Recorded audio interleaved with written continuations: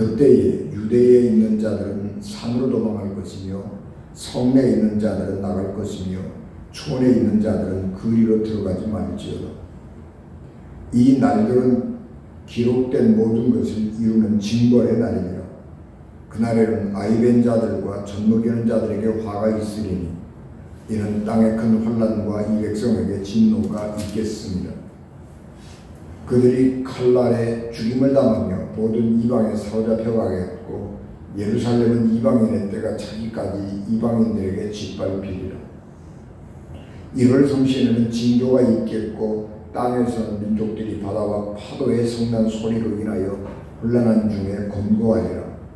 사람들이 세상에 임할 일을 생각하고 무서워하므로 기절하리니 이는 하늘의 권능들이 흔들리겠습니다. 그때에 사람들이 인자가 구름을 타고 능력과 큰 영광으로 오는 것을 보리라. 이런 일이 되기를 시작하거든 일어나 머리를 들라 너희 속량이 가까웠느니라 하시더라. 이에 비유로 이르시되 무화과나무와 모든 나무를 보라. 싹이 나면 너희가 보고 여름이 가까운 줄을 자연히 아나니 이와 같이 너희가 이런 일이 일어나는 것을 보거든 하나님의 나라가 가까이 온 줄을 알라. 내가 진실로 너희에게 말하노니 이 세대가 지나가기 전에 모든 일이 다 이루어지리라. 천지는 없어지겠으나 내 말은 없어지지 아니하리라. 아멘. 기도하겠습니다. 은혜가 충만하신 하나님, 말씀이 능력이고 말씀이 하나님이며 말씀이 우리의 생명의 양식인 줄 믿습니다. 이 우주간 종을 이 단에 세우셨사오니 하나님의 능력이요 생명의 양식인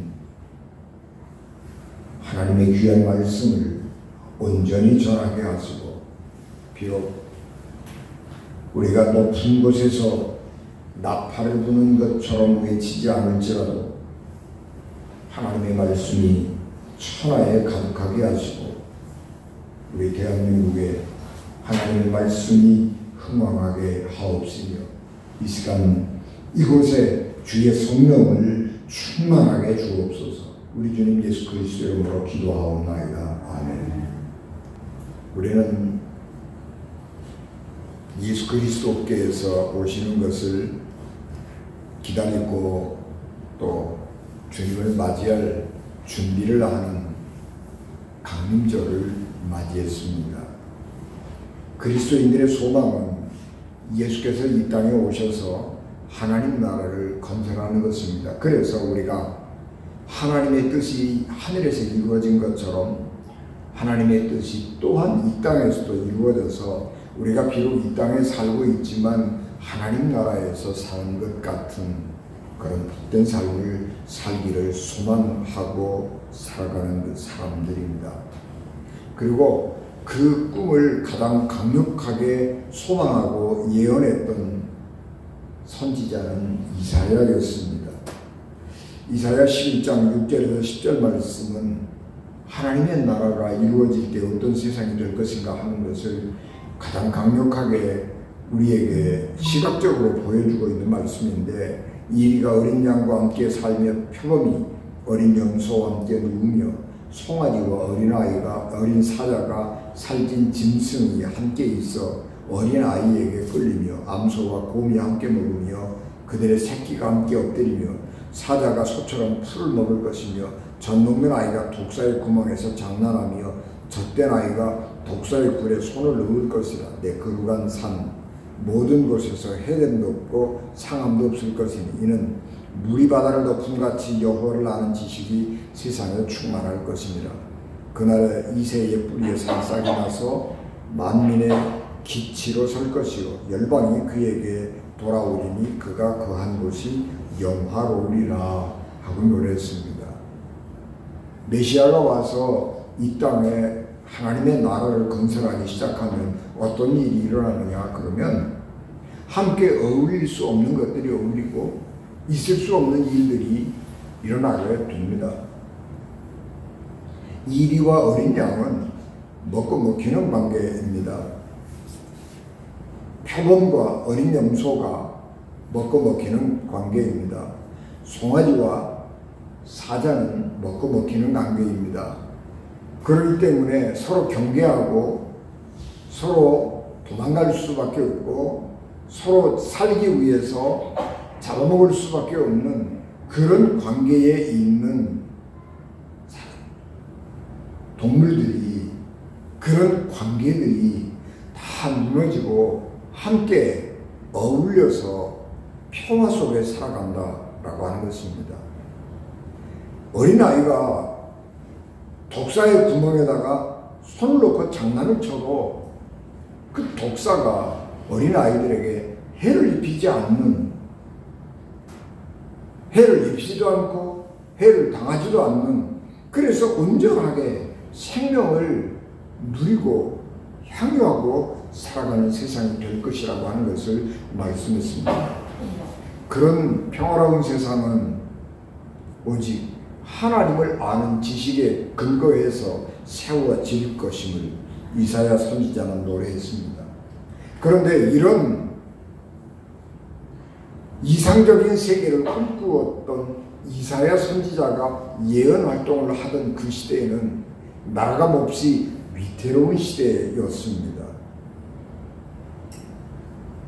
그때 당시에 세계 강대국으로 떠오르는 나라는 아수르였는데, 이 아수르는 인류 역사상 가장 잔인한 군대였습니다. 아수르는 어떤 한 지역을 점령을 하면 완전히 초토화 작전을 폈습니다. 그래서 사람들은 물론이고 그 점령한 성 주변에 있는 산천 초목까지 다 그냥 멸절을 시켜버리는 그런 나라였습니다. 이런 나라가, 강대한 나라가 세력을 넓히고 군사력을 확장해서 정복을 하기 시작할 때에 유다 같은 약소국은 이 강대국의 말발국을 피할 재간이 없는 것입니다. 그래서 이사야 선지자도 마찬가지로, 예레미야 선지자도 마찬가지로 이스라엘 백성들에게 예언하는 것은, 이것은 하나님의 섭리 가운데서 이루어진 일이기 때문에 인간이 이런 것들을 거스린다고 되는 것은 아니다. 그러므로 하나님의 뜻이 어디에 있는지를 잘 살피고 이 상황에 순응하고 살아야 된다. 그렇게 예언을 하고 권면을 했습니다. 그래서 맨 처음에는 이스라엘이 이 강대국에 순응하면서 살려고 했습니다. 그런데 북쪽에서부터 아수르가 강하게 밀고 내려오니까 압박을 느낀 그 주변의 나라들, 북쪽 이스라엘, 그리고 주변의 블레셋, 또 더 남쪽으로 애굽, 이런 나라들이 굉장히 불안했습니다. 그래서 유다를 압박을 해가지고 반아수르 동맹에 합류하게 했습니다. 그래서 유다도 맨 처음에 그런 정책과 반대로 반아수르 진영의 동맹에 가입을 하게 됩니다. 그러면 나라가 안전하게 아수르로부터 지켜져야 할 것인데, 여러 나라가 동맹을 맺어서 아수르에게 대항을 했음에도 불구하고 이사야 선지자가 나이 많이 먹어서 세상을 떠날 때쯤에는 다른 유다, 이스라엘은 이미 망해버렸고 유다 전 국토도 아수르가 점령했고, 아수르의 군대가 예루살렘, 워낙 천연적 요새이기 때문에 함락이 안 되고 예루살렘만 아수르의 군대가 포위하고 있는 그런 상황을 만나게 됐던 것입니다. 이런 어려운 국제정세가 급격하게 변해가는 이런 상황 속에서 이사야 선지자는 하나님께서 메시아를 이 땅에 보내시면 이런 평화로운 나라, 아수르, 그렇게 잔인하고 강력한 나라도 작은 유다와 같은 약소민족과 서로 평화롭게 평등의 관계를 유지하고, 이스라엘은 이스라엘대로, 유다는 유다대로, 아수르는 아수르대로 독립을 유지하면서 평화롭게 살아가는 세상이 열릴 것이라고 희망하고 예언을 한 것입니다. 그리고 이사야 선지자가 꿈꾸었던 이런 평화로운 세상, 모든 사람들이 불가능한 상상의 세계에서나 가능한 일이라고 생각했던 일들이 800년 후에 하나님께서 그 아들 예수 그리스도를 이 땅에 보내심으로 성취된 것입니다. 예수님께서 태어난 지파는 유다 지파입니다. 물론 그때는 예수님이 태어나던 때의 유다의 상황, 팔레스타인의 상황은 로마의 식민지였기 때문에 거의 지파 개념이 없어져 버린 때였습니다. 자, 그럼에도 불구하고 이사야 선지자가 2세의 줄기에서 새싹이 날 것이다 라고 하는 말씀처럼 2세가 속한 유다 지파의 남자 요셉을 통해서 예수님이 이 땅에 태어나게 하신 것입니다. 그래서 이스라엘의 왕도 없어져 버렸고 지파 개념도 거의 없어져 버린 상황이었지만, 하나님께서는 예수님을 다윗 왕의 후손으로 이 땅에 태어나게 하셔서 국가의 왕은 아니지만 영적으로 이 세상의 왕이 되게 하셨고, 그 예수님은 세상의 모든 왕 중에 왕으로, 메시아로 이 땅에 보내신 것입니다.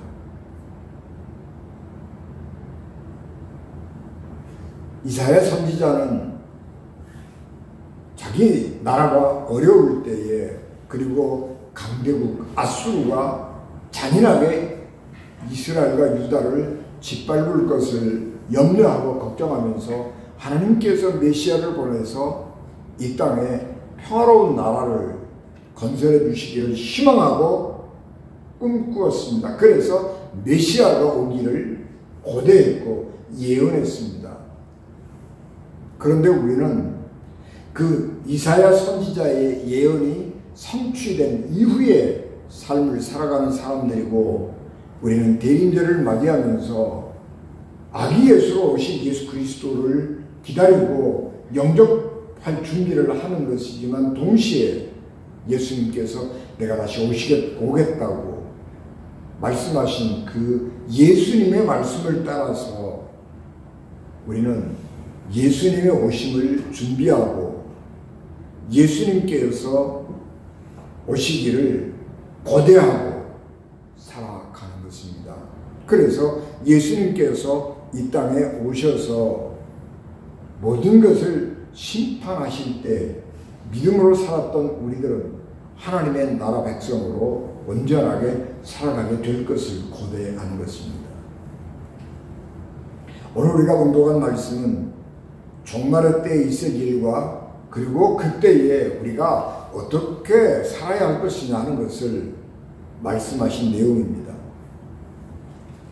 예수님께서 이런 종말에 대한 말씀을 하시게 된 배경은 이스라엘이 강대국인 로마의 저항운동을 벌이기 시작한 것을 보면서 나라가 로마에게 지금 누리고 있는 이 자치권마저도 완전하게 박탈당하고 빼앗겨버리게 될 것이라고 하는 것을 예견하는 것으로부터 시작을 합니다. 그래서 예수님께서 어느 때인가 예루살렘이 로마 군대에 의해서 포위를 당할 때가 올 것인데, 그때에 로마 군인들이 예루살렘을 포위하는 때가 오면 로마에게 대항하기 위해서 목숨을 걸고 일어나서 싸울 것이 아니라 도망갈 수 있는 사람은 빨리 도망을 가서 생명을 부지하라고 하는 말씀을 하시는 것입니다. 왜냐 그러면 예루살렘이 로마 군인들에 의해서 멸망을 당한다라고 하는 것은 로마 군인이 강하고 로마가 대제국이기 때문에 이스라엘을 멸망시키는 것이 아니고, 하나님께서 이스라엘에게 징벌을 내리기로 작정하셨기 때문에 이방인들이 하나님의 도성인 예루살렘을 멸망하고 하나님의 성전을 파괴할 것이라고 하는 것을 예수님께서 아셨기 때문입니다.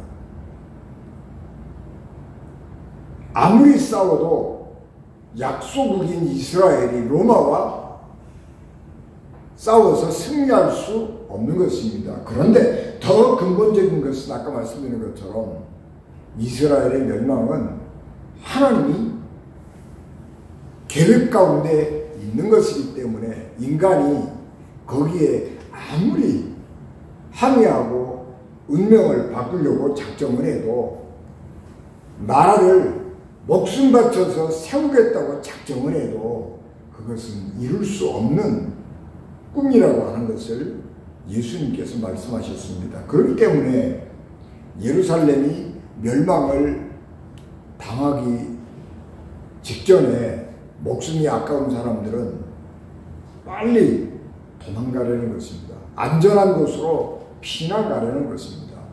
산으로 도망가거라 그런 얘기는 안전한 피난처를 찾아가거라 그런 얘기입니다. 이스라엘 사람들은 산은 재난당할 때에 가장 안전한 피난처라고 생각을 했습니다. 그래서 언제나 어려움 당하면, 재난을 당하면 산으로 도망갔습니다.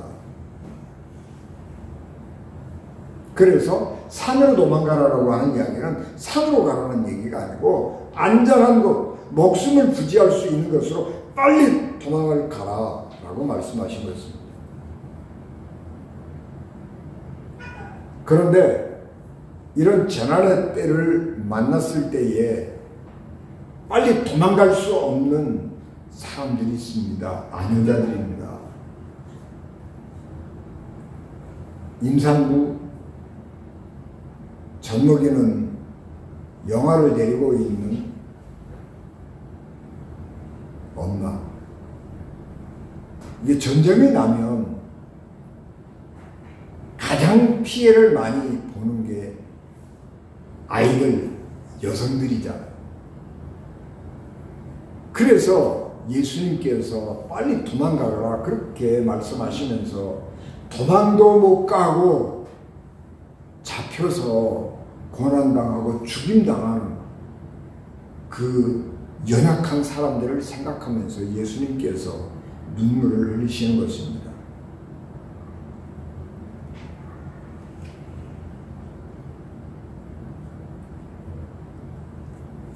그러나 하나님은 하나님의 사람들이 그렇게 하나님을 알지 못하는 사람들에게 오랫도록 압제를 당하고 하나님의 거룩함이 짓밟히는 것을 보시지는 않습니다.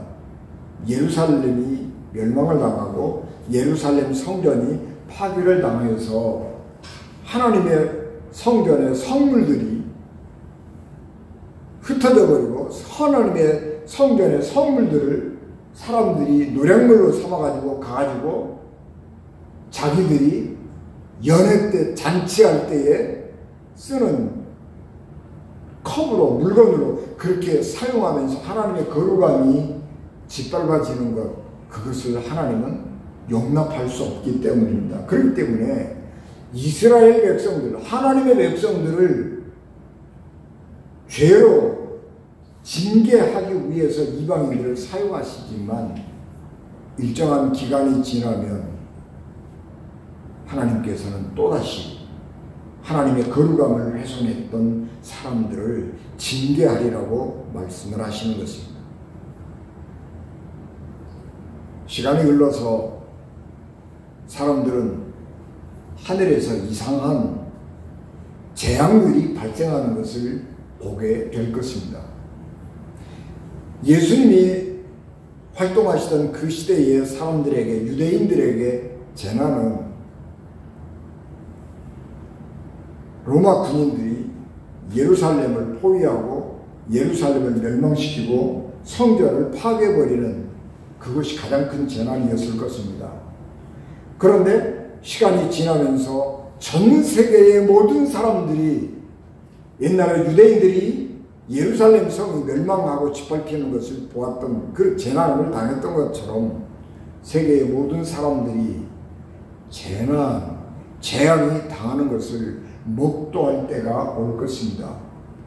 그 재앙은 한 성이, 한 민족이 멸망을 당하고 어려움을 당하는 그런 정도의 재난이 아니고 재앙이 아니고 하나님이 만드신 창조의 질서가 흔들리는 인간의 존립 자체가 위협을 당하는 재난을 맞이하게 될 것입니다.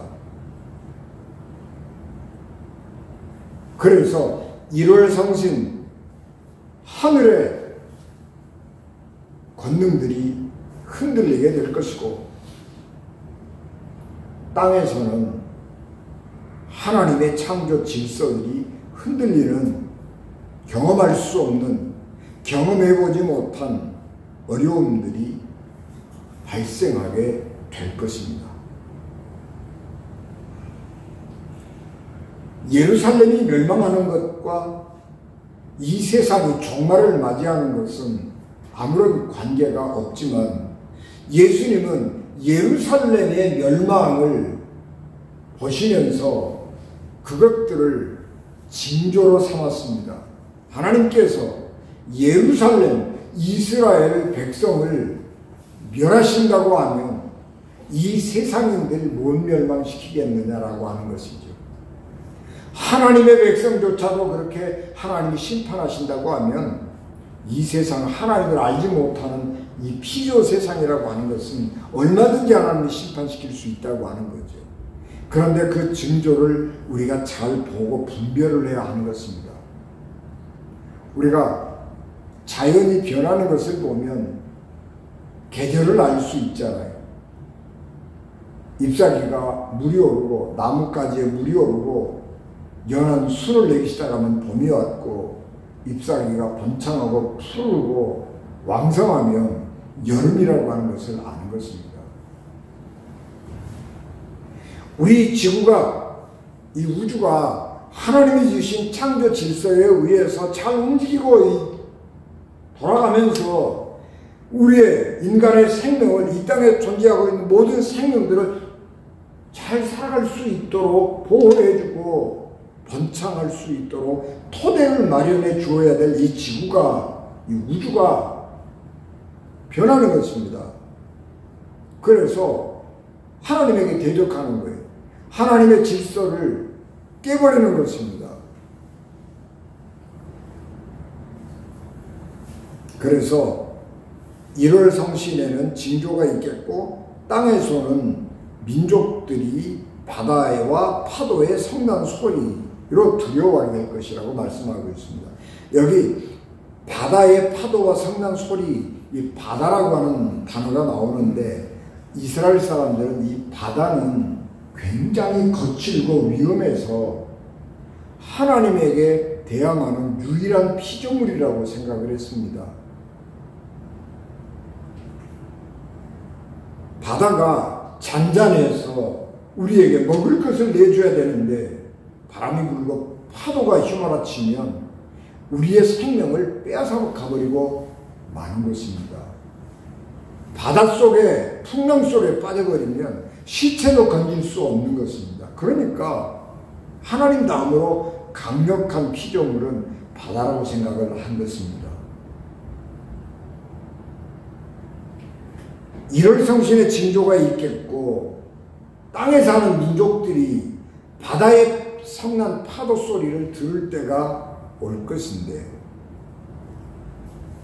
이때는 하나님이 이 세상에 심판을 내리시는 때라고 하는 것을 깨달아야 된다라고 하는 말입니다. 그래서 이럴 때에 우리는 어떻게 살아야 할지를 예수님께서 말씀하신 것입니다. 예루살렘이 멸망을 당할 때는 사람들이 예수님을 알지 못했고 성령을 하나님께서 보내주시지 않을 때였기 때문에 재난을 피할 수 있는 방법은 도망가는 거예요. 난민이 되는 거예요. 세계 곳곳에 흩어져서 안전한 곳에서 자기의 생명을 보존하는 것, 그것이 재난을 피하는 유일한 방법이었습니다.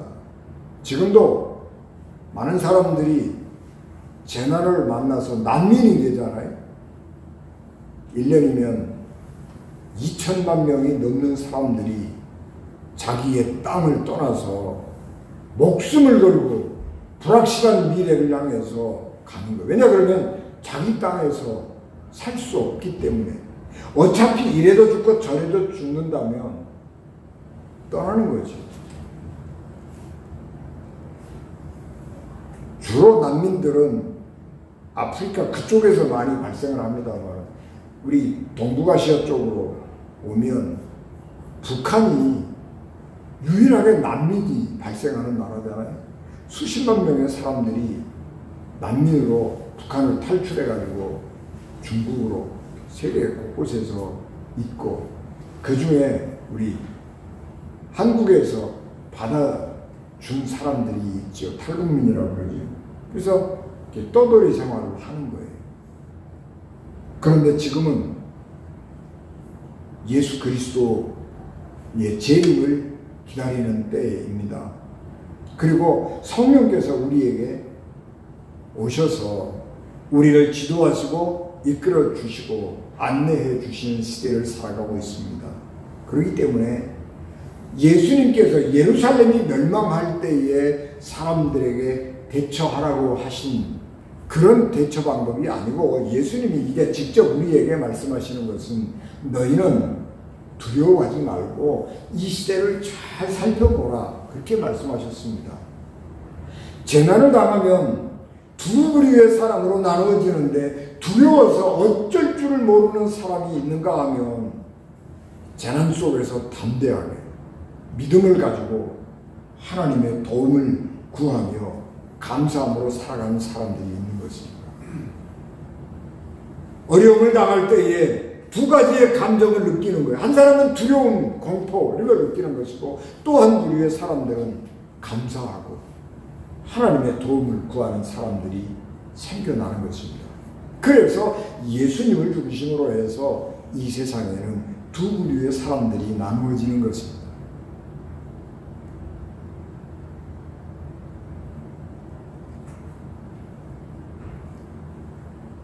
세상에서 두려움을 느끼고 사는 사람들의 삶은 방탕하고 술 취하고 세상의 걱정과 염려 가운데 휩싸여 가지고 규모 없고 질서 없는 분별력 없는 삶을 살아가게 되는 것입니다. 여러분 우리가 세상의 염려 걱정에 몰입을 당해버리면 세상의 염려 걱정에 매몰을 당해버리면요 분별력이 없어져 버려요. 여러분 우리가 어떤 것을 보고 옳고 그름을 분별할 수 있다고 하는 것 그것은 하나님이 인간에게 주신 특권입니다. 그런데 그 두려움에 휩싸여 버리면 그 특권을 사용 못하게 되는 거예요. 그래서 분별력이 흐려져 버려요.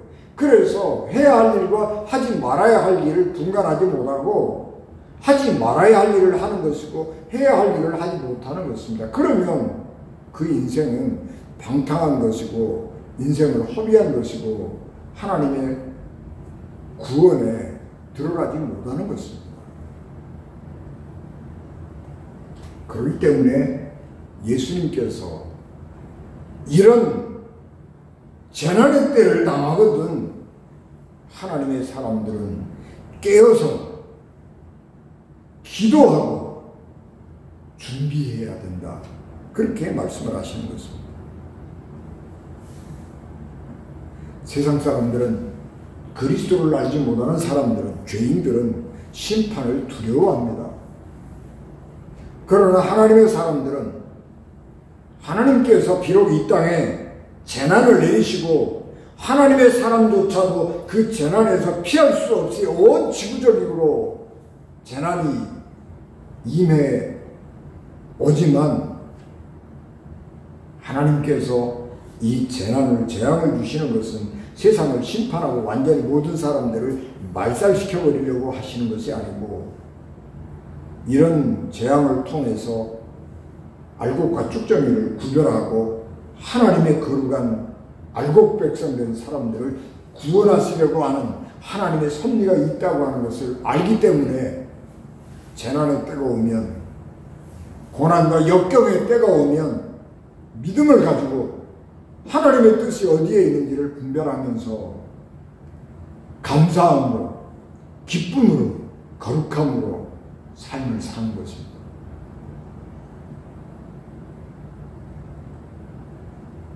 그것이 그리스도인입니다. 기독교는 쓸데없는 망상의 종교가 아니고 사변의 종교가 아닙니다. 철학적으로 어떻고 논리적으로 어떻고 기독교는 그런 것 별로 그렇게 귀하게 생각하지 않습니다. 예수님께서 종말의 이야기를 하시면서 예루살렘이 멸망된 다음에는 어떤 일이 일어날 것이다. 그리고 또 시간이 지나면 어떻게 하나님께서 하나님의 나라를 회복할 것이다. 그렇게 자세하게 프로그램을 말씀하지 않습니다. 종말할 때 어떤 현상들이 있을 것이고 너희들이 그럴 때 어떻게 대처해라. 비단 주머니를 우리에게 주시는 하나님이 아니십니다. 하나님이 우리에게 원하시는 것은 한 가지인데 세상을 분별하고 시대를 분별하고 기도하고 하나님과 함께 동행하라고 하는 것입니다.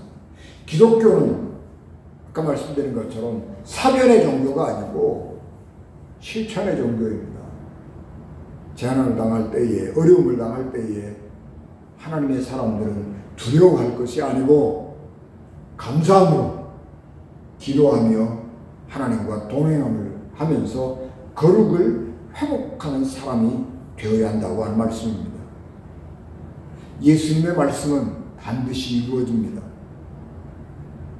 그러므로 우리의 삶이란 어느 때나 믿음으로 흔들리지 않고 감사하는 삶을 살아야 할 것이지만 특별히 환난을 당할 때, 곤란을 당할 때에 우리는 쓸데없는 말에 속을 것이 아니고 사변에 빠질 것이 아니고 낙심할 것이 아니고 하나님께로 돌아가서 정신을 차리고 깨어서 시대가 어떻게 흘러가고 있는가 하는 것을 보고 감사함으로 기도하면서 동행하는 삶을 살아야 하는 것입니다. 그리스도인들은 재난을 당할 때에, 재앙의 시대를 만날 때에 방향도 없이 목적도 없이 사는 어리석은 삶을 살아서는 안 됩니다. 말만 번지르르한 믿음으로 살아서도 안 됩니다. 겉만 번지르르한 삶을 살아서도 안 됩니다. 그렇게 살면 소망이 없습니다. 세월을 낭비하고 살아가는 삶이고 불평과 불만이 가득한 사람으로 살아가게 될 것입니다. 우리가 우리의 관심이 돈에 있고 세상의 욕망을 충족시키는데 육신의 욕망을 충족시키기 위해서 세상의 것들을 더 많이 소유하고 살아가는데 우리의 관심이 있다면 오늘 우리가 살아가는 이 시대는 참으로 실망스럽고 소망이 없는 시대일 수밖에 없는 것입니다. 그렇게 살아가면 덫에 걸린 새처럼 멸망을 당할 수밖에 없는 것입니다. 그러므로 주님께서 분별력을 가지고 항상 기도하고 깨어있으라고 명령하셨습니다. 이 세상이 어디로 흘러가고 있는지, 그리고 이 시대 속에서 우리가 어떻게 살아야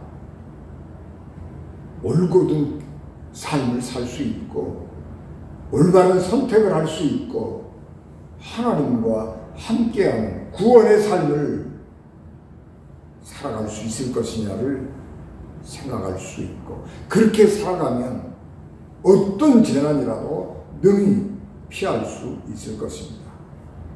그리스도인으로서 가장 중요한 것은 감사함으로 깨어 늘 기도하면서 시대를 분별하면서 살아가는 일인 것입니다.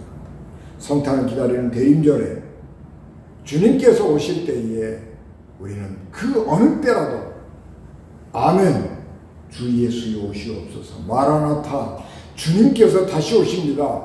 그럴 때 아멘, 주 예수여 속히 오시옵소서, 그리고 기쁜 마음으로 영접할 수 있는 하나님의 사람들이 되어야 하고, 또 그런 우리 은진 가족들이 되시기를 주 예수 그리스도 이름으로 축복합니다. 기도하겠습니다. 은혜가 충만하신 아버지 하나님, 주의 놀라우신 은혜와 사랑을 저희들에게 충만하게 하시고 주의 권능을 넘치게 하옵소서. 우리가 참으로 어렵고 힘겨운 시대를 살아가고 있는데 하나님께서 우리를 어디로 인도하시는지 보게 하시고, 하나님의 은혜가 우리에게 얼마나 크고 귀한가를 보게 하시고, 그 은혜 안에서 감사함으로 깨어 기도하며 하나님과 동행하는 삶을 살게 하옵소서. 우리 주님 예수 그리스도 이름으로 기도하옵나이다. 아멘.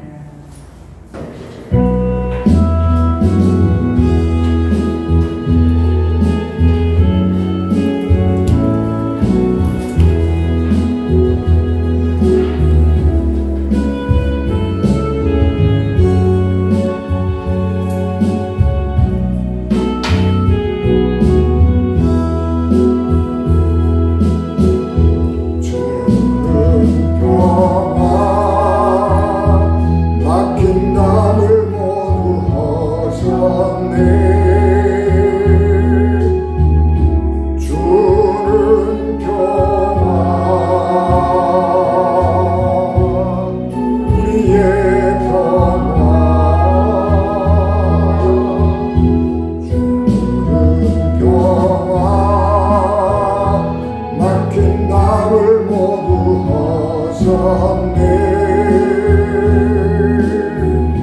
주는 평화 우리의 평화 염려다 맡겨라 주가 돌보시네. 주는 평화 우리의 평화 염려다 맡겨라 주가 돌보시네. 주는 평화 우리의 평화.